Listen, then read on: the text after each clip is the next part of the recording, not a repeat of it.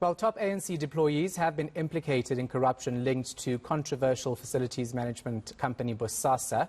Let's get reaction from the ANC spokesperson, Dakota Legoete, joining us in studio. Thanks for your time. Thanks for coming in especially. No, so, thank you very much for the opportunity. This part 3 of this report doesn't paint a very good picture on top ANC officials. What's your response to that?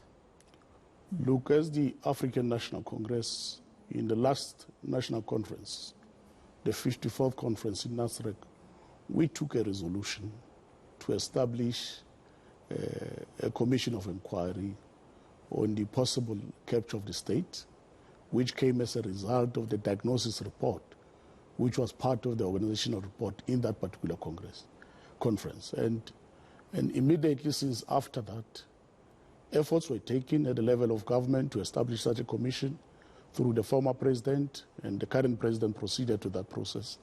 And as the ANC, we welcome the report, the third part of the report, and we hope that the report will assist us to ensure that we put South Africa and the entire society, including accountability, at a higher trajectory and at a better pedestal to ensure that none of us, as public office bearers, as leaders, appropriate to ourselves the assets which belong to the nation.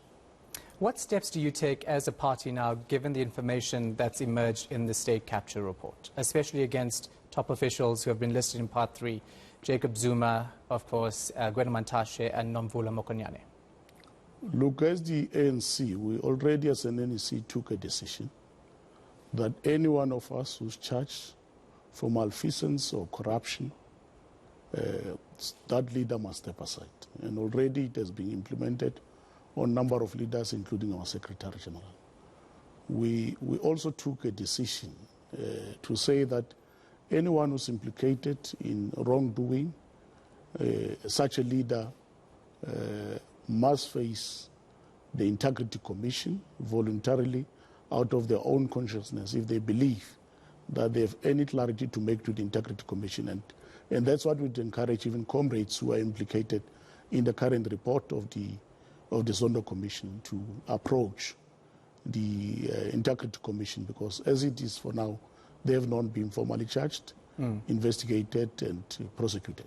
So the step-aside rule doesn't apply now because there are no formal charges and there's no criminal investigation into these 3 officials mentioned? The alternate to the step-aside is the comrade out of their own volition to approach the Integrity Commission as part of ensuring that as the movement we maintain proper ethics and morality and everybody is held to account. Voluntarily is the key word in what you're saying. So does the Integrity Commission not have the power to call these 3 officials to ask them to answer to what's in the report? They do. So far the Integrity Commission in the past has called some of us as members and leaders of the ANC to the Integrity Commission. You would see the recent case was of Comrade Lindiwe Sisulu after the comment she made on the matter of the Constitution and the judges. She was called to appear before the Integrity Commission, so we're still awaiting the report to that regard. And equally, the Integrity Commission has the authority even to call the current leaders who are implicated by the report. Yeah, so that's likely to happen after the report has been studied? After the report has been studied, you would know that as the National Executive Committee, we have taken a clear decision that will establish a committee that will assess the Commission's report and its recommendation and its implications on individual leaders of the ANC. That committee is led by Comrade Jeff Gardebe as one of our legal eagle in the ANC. Yeah, just reading parts of the report, and I'm going to lift quotes because I want it to be word for word on what the report found. It says that, and I quote, Mr. Zuma is the most senior public office bearer that Bosasa is said to have attempted to influence. And it goes on to say, even if the evidence of a 300,000 rand payments were to be ignored, there is clear and convincing non-hearsay evidence confirmed by Ms. Myeni that Mr. Zuma received benefit of lavish spending by Bosasa on his birthday functions. So the state capture inquiry, which was set up ultimately by former President Jacob Zuma, finds that he has been acting in a way that is questionable with links to Bosasa and the ANC, which are quite worrying to Justice Zondo. So how does the ANC respond to that, especially when it comes to the war room that apparently was funded by Bosasa? Look, as it is for now, as the ANC would not want to enter into matters which still has to go for investigation, that still has to go for prosecution, because we will be undermining those who administer law and justice by second-guessing the judiciary. So it's a matter that I think the alleged and implicated leader and comrade will have to go and answer, because if such things have been said, it's also a matter of ethics and morality, because when you become a public office bearer in our country, you take a declaration that you solemnly declare to be faithful to the Republic of South Africa, to obey, respect, defend, and uphold the Constitution and all laws of the Republic, and you solemnly promise conscientiously to perform your duties to the best of your ability, and you make an affirmation to say, so help me God. And I think it's a matter that if comrades are implicated in such things, wherein they are public office bearers, it's important that they account.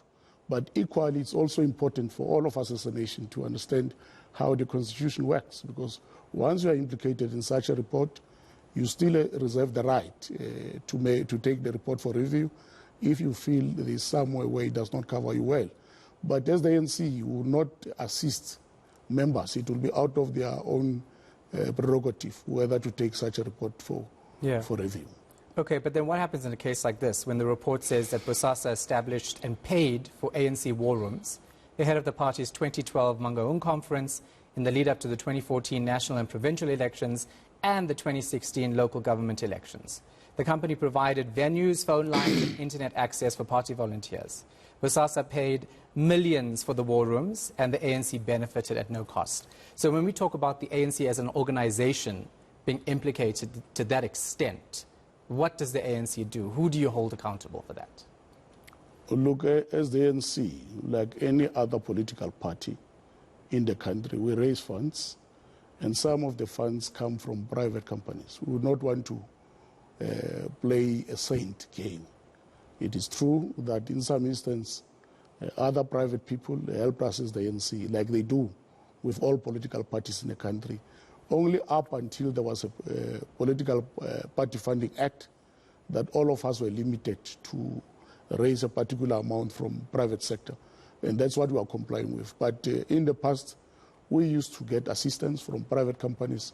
You would know, like we have said before, whenever we receive benefits or donations from some of the companies, we are not even aware as a party that such private companies are implicated in wrongdoing. And only at a point where such things happens is then that we also become aware. And some of us, we got it through a conference resolution in 2017 that there's something wrong.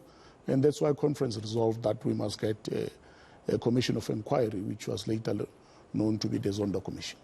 But Bosasa and the alleged bribery dates back to 2000.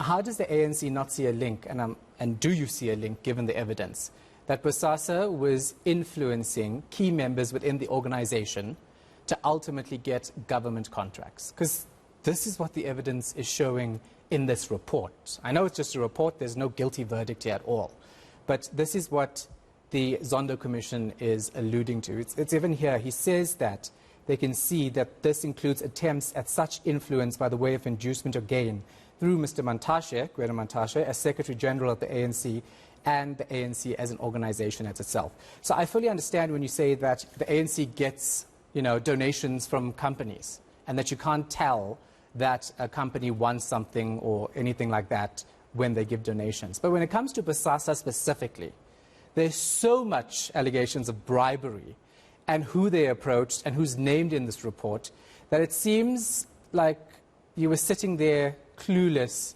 and I don't know if that's actually the truth given what we see in the report.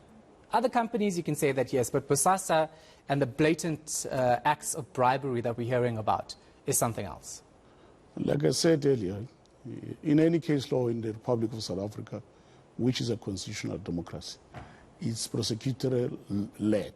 So for now, we can't even come to that particular point because investigation still needs to be undertaken, charges still needs to be brought against members, prosecution needs to be done so that proper sentences can be meted against individual members of the ANC if they are found on the wrong side of the law. But as it is for now, I would not even want to confirm or say with confidence or conviction that such members are wrong until proper judgment are made by those who are authorized to administer law and justice. All right, I'm going to leave it right there. Thank you so much for your time. Thank you very much, my brother. ANC spokesperson Dakota Legoete.